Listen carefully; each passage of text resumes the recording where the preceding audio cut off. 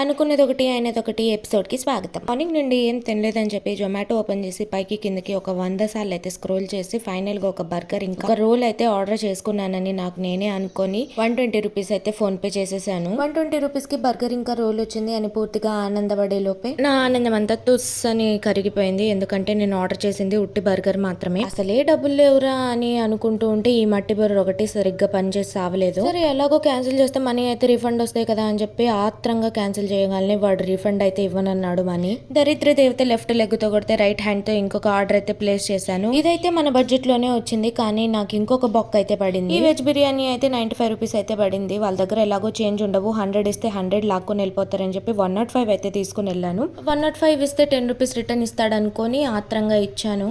ఆ delivery చేసినన్నేమో thanks madam tip ఇచ్చినందుకు అని చెప్పి 105 తీసుకుని వెళ్ళిపోయాడు. ఇంకేం చేస్తాం చెప్పండి, బాధతో 2 ప్లేట్ల బిర్యానీ అయితే లాగించేసి ఒక 2 గ్లాసులు థమ్స్అప్ అయితే పొట్టకు పోసేసాను. వీడియో నచ్చినట్లయితే please do like, share and subscribe.